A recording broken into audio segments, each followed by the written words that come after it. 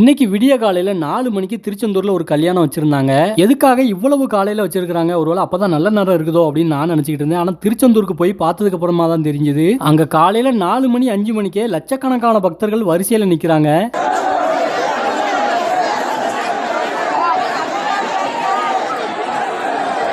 ஒரு 3 வருஷம் 4 வருஷத்துக்கு முன்னாடிலாம் எப்போ போனாலுமே திருச்செந்தூர் முருகரை ஈஸியா பார்த்துட்டு வந்துடலாம். ஆனா இந்த 2 வருஷமா தான் பயங்கர கூட்டம் வர ஆரம்பிச்சிருச்சு. 10 மணி நேரம் ஆனாலும் பரவாயில்ல, எனக்கு கவலையே இல்லை, நான் முருகரை பார்த்துட்டு தான் போவேன்னு ஆணி அடிச்ச மாதிரி ஒவ்வொரு பக்தர்களும் அப்படி நிக்கிறாங்க.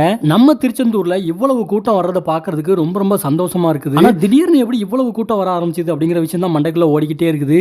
இப்போ ஸ்கூல் லீவு டைமும் அது போக இன்னைக்கு முகூர்த்த நாள், அதனால தான் இவ்வளவு கூட்டம் இன்னைக்கு காலையில திருச்செந்தூர்ல இருந்தது.